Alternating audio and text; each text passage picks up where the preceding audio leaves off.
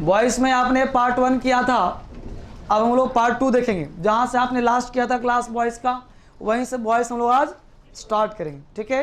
तो वॉइस में पार्ट 1 कर लिया था, सिंपल प्रेजेंट समाप्त हो गया बच्चे। अब करेंगे सिंपल पास्ट। तो पहले एक जैसा काम कर लेते हैं, जैसे सिंपल प्रेजेंट सिंपल पास्ट, कि फिर प्रेजेंट कॉन्टिन्यूअस फिर पास्ट कॉन्टिन्यूअस।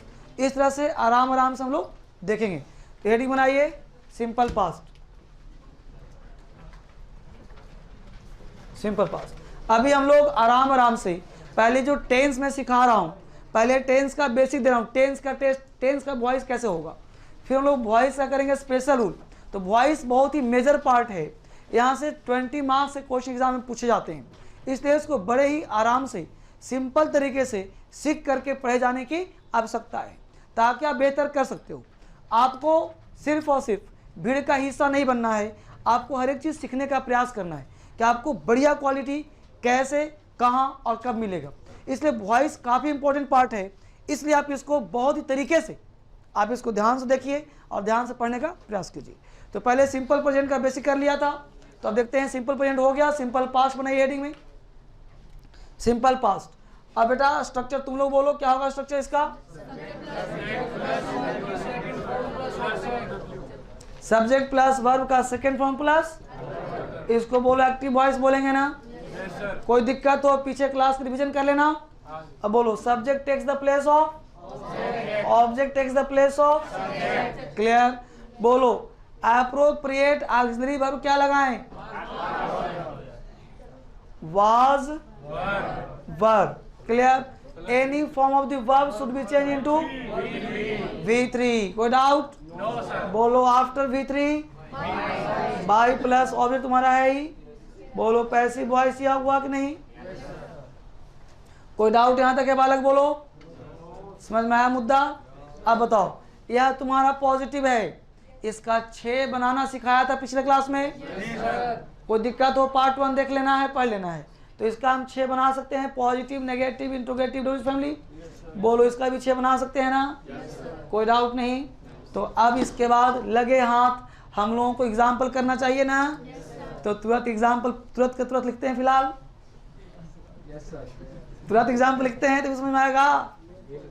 लिखो एग्जाम्पल, तुरंत बनाते हैं प्रैक्टिस, क्योंकि अब हम लोगों को फोकस कहाँ है? प्रैक्टिस पे, सीखना है प्रैक्टिस। उसके बाद जब पूरा वॉइस तुम्हें करवा दूंगा तो लगभग 300-400 क्वेश्चन क्लास में कराऊंगा प्रैक्टिस सीधा यहाँ पे। जब आप 300-400 क्वेश्चन क्लास में करो प्रैक्टिस, उसके बाद भारत में जो भी एग्जाम हुआ हो, दुनिया का कोई एग्जाम हो, चाहे एसएससी का चाहे सीपीओ का, तुम उस क्वेश्चन को बनाओ, तुमसे बनेगा। अगर मेरे स्टूडेंट हो तो 100% बनेगा, एक भी क्वेश्चन गलत नहीं होना चाहिए। यहाँ पढ़ने का ही फायदा है, ठीक है। सिर्फ पढ़ने से फायदा नहीं होगा, इसके साथ साथ प्रैक्टिस बेहद जरूरी है। तो अभी तुम प्रैक्टिस लिख करके कर रहे हो, इसके बाद एग्जाम के पूछे हुए क्वेश्चन का करवाऊंगा प्रैक्टिस, तब तुम्हारा नॉलेज बढ़िया होगा, ठीक है। लिखो फटाक से क्वेश्चन, लिखो she stole my book, she stole my book. मैं 3 बार बोलूंगा, आराम से लिखो, शी स्टोल माई बुक। दूसरा, why did Ajay, why didn't कर लो, why didn't Ajay, why didn't Ajay speak the truth, why didn't Ajay speak the truth, why didn't Ajay speak the truth. Next, when did the police, when did the police catch the thief, when did the police catch the thief, when did the police catch the thief, when did the police catch the thief, when did the police catch the thief, when did the police catch the thief, when did the police catch the thief, when did the police catch the thief. Next, when did they buy this, when did they buy this, buy this, when did they buy this, when did they buy this. Next, कितना 5 हो गए? 4 एक और लिखो, why did he break the glass, why did he break the glass? Why did he break the glass? Why did he break the glass?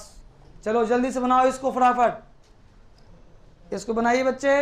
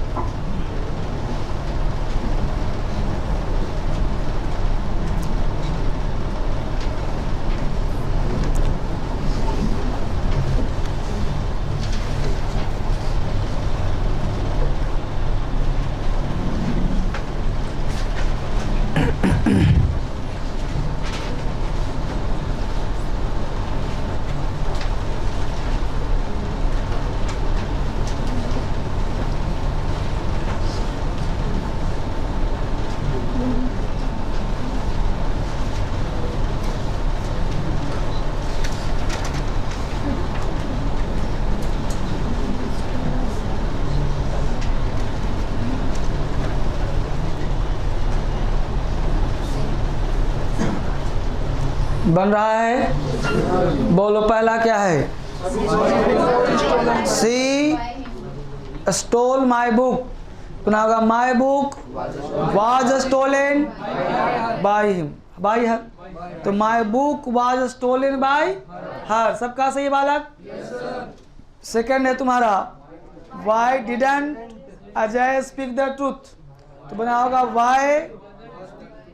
Y wasn't, why wasn't a truth spoken by Ajay? बहुत बढ़िया, why wasn't a truth spoken by Ajay? Next क्या है? when did the police catch the thief? तो when was the thief caught by the police? सबका सही हो रहा होगा? हाँ बोलो बाबू। बिल्कुल अर्जेंट है, ठीक है। जो किताब में पढ़ा कि बाई पुलिस नहीं होता, उस किताब को उड़ा दीजिए। वो बाई पुलिस तब नहीं होता जब वो जनरलाइज थिंग हो, ये जनरलाइज थिंग नहीं है, एक्टिव से पैसिव बना रहे हो। वो ऑप्शन के साथ चलना सिखाऊंगा, घबरा नहीं। चलिए अगला पॉइंट क्या बताइए? When did they buy this, तो when was this bought by them, bought by them सबका सही हो रहा है, पीछे से बोलो। अगला बोलो क्या है? Why did he break the glass, तो why was the glass, why was the glass broken by him. Clear? यहां तक सबका सही बालक पीछे से? गुड, आगे बढ़ते हैं। यहाँ पे आपने को सीखने का फायदा ये हुआ कि आप किसी भी चीज को पॉजिटिव, नेगेटिव, इंटेरोगेटिव सब कर सकते हो आप। गुड, वापिस बोर्ड पे जाकर ध्यान देखिए। वॉइस आप अलग तरीके से सीख रहे हो कि आपके कॉन्फिडेंस को बढ़ाएगा। जब ध्यान दो बेटा कि सब्जेक्ट प्लस हमने यहाँ पे लिखा वर्ब का second form object active voice, यहाँ आपने पैसिव बनाया subject plus was verb plus V3 by plus object, इसे कहते हो पैसिव वॉइस। जब गौर से देखना कि अगर हम बाई प्लस इस ऑब्जेक्ट को हटा दें तो बोलो ये डायरेक्ट पैसिव हो जाएगा नहीं हो जाएगा? पिछले क्लास में पढ़ाया था ना, यानी इसके पार्ट 1 देख लेना। तो हमने कहा था कि यह सब्जेक्ट क्या है? ऑब्जेक्ट। ए क्या है? डूअर, तो रियल का डूअर तो ही ना होगा। ए क्या है? नॉन डूअर, तो यह नॉन डूअर होगा। यानी इस सेंटेंस में इसको हटा दें तो बोलो इस सेंटेंस में डूअर का भाव हो जाएगा ना, यानी डूअर का भाव हो गया, इसको हटा दिया। अब बताओ, हमने कहा था कि Ram ate a mango was eaten by Ram, तो अब बाय राम हटा दिया, सिंपल हो गया मैंगो वाज ईटेन। अब राम हो चाहे श्याम कोई भी खाए, क्या मतलब? तो ये बोलो कि तुम्हारा डायरेक्ट पैसिव हुआ कि नहीं हुआ? पढ़ा था ना पहले, डायरेक्ट पैसिव। इसको कहते हैं, अंग्रेजी याद से लिखना हो, बोलना हो, बोलो यहीं से बोलेंगे ना, इसको कहेंगे स्पोकन एंड रिटन इंग्लिश। और एग्जाम में भी आजकल बिना बाई लगा हुआ क्वेश्चन पूछ रहा है, उसमें बाई लगा नहीं होता और एग्जाम में क्वेश्चन हो रहे हैं आजकल, यानी 20 क्वेश्चन पूछ रहा है तो 10-12 क्वेश्चन ऐसे होंगे जिसमें बिना बाई का होगा। A mango is eaten. और इसके आधार पर अंग्रेजी बोलना है तुम्हें, लिखना है तुम्हें अंग्रेजी। इसमें बाबू उतार लिया इसको, है ना। Spoken and written. जैसे तुम बोलना है कि उसको पीटा गया, तो उसको पीटा गया, उसको का ही वाज बीटन। एग्जाम्पल लिखो, ही वाज बीटन, उसको पीटा गया, he was beaten, he was beaten. बहुत लोग मारे गए, बहुत लोग क्या होते हैं, मेनी पीपल, मेनी पीपल क्या वर किल्ड, तो मेनी पीपल वर किल्ड, बहुत लोग मारे गए, बहुत लोग मारे गए। मान लो तुमसे पूछा गया कि आपसे क्या कोई व्यक्ति तुमसे पूछे कि आपसे क्या पूछा गया था, तो what were you asked, what were you asked. अब बोलो अंग्रेजी बोलना आसान हुआ कि नहीं, व्हाट वर यू आस्क्ड। बहुत ही आराम से पढ़ो, सीखो, एक एक चीज को सीखने का प्रयास करो। व्हाट वर यू आस्क्ड, तो अंग्रेजी बोलो, बोलना आसान हुआ कि नहीं, लिखना आसान हुआ कि नहीं। ठीक है, आगे बढ़े हम फटाफट।